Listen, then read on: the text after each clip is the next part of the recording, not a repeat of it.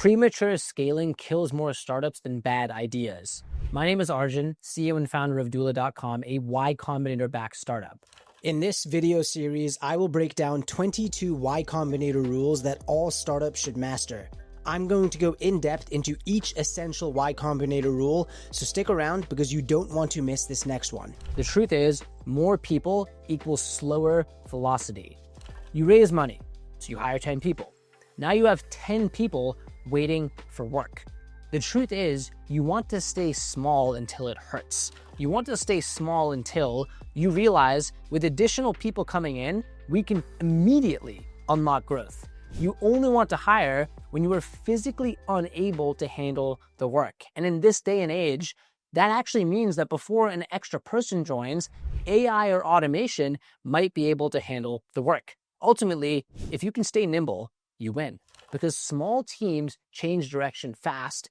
Big teams are like big ships that are in the water, and to turn, it takes a ton of effort in changing the oil to go and pivot even a degree, versus a small rowboat can do a 180 pivot in one turn. I'll give you a framework here to think about how you should incrementally hire and then decide to hire more. So this is actually a problem that we're thinking through at Doola today.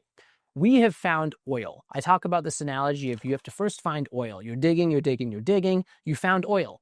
Then you need to build the oil rigs. Now, typically the founder is the one digging and finding oil, but to build the oil rigs, you either need automation or a team.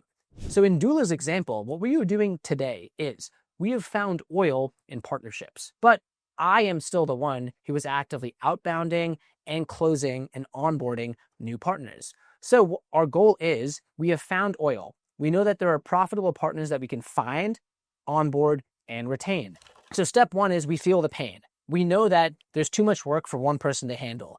Step two is we know if we onboard additional members, we have a very clear hypothesis in terms of a market need and the ability to grow this channel. Step three is thinking through the investment and the return. We have the work ready to go. We have standard operating procedures defined. We have the exact seats and the scorecards defined for what we're calling this minimum viable biz dev team. And if you think about the biz dev team, it's really a team of specialized individuals. I ultimately believe generalists start companies, specialists scale companies. So this minimum viable biz dev pod is a channel sales AE or account executive or closer, an account manager who focuses on retaining and serving partners that have been onboarded, a member of the sales operations team who helps provide operations support, and that's the initial team. It's a pod of 3 people, but it's specialized. You have your hunter/closer, you have your account manager who helps with retention, and you have operations who keeps the pipes together. So you're making 3 hires for that pod. What we are then going to evaluate is, with that minimum viable pod, how much additional growth can we drive? And as long as the market need exists and the execution happens, again, market need, then you need the right who's in place to execute on the what. We'll come to a point where this minimum viable pod is feeling the pain as well. The same pain that I was feeling, there'll be too much opportunity for this incremental pod. So we have to hire one more pod. Let's add a second pod. I'll give you one more example. At Doola today, we have 3 video editors. With 3 video editors, it allows us to put out a certain amount of content. As soon as we can see that the videos we're putting out are repeatedly acquiring customers top of funnel and helping with conversion assist, middle of funnel and bottom of funnel, we can do the exact same thing. Hey, let's incrementally increase the size of the video editing team.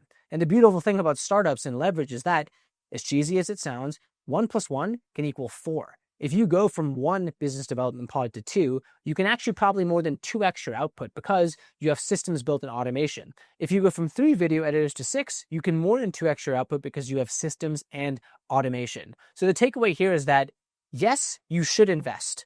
I don't think you should stockpile profits forever in case that is the actual goal. You're going to have to invest back into the business, but that doesn't mean you blindly invest. I think of it as feel the pain, have the minimum viable pod, have the measurable you're looking for, and then have the plan for the incremental pod. Final analogy I'll give you. Think of this like putting a rocket engine onto a bicycle. If you strap a Ferrari engine onto a bike before you upgrade the tires and the brakes and have a plan on which direction you're going, you don't go faster, you just crash harder.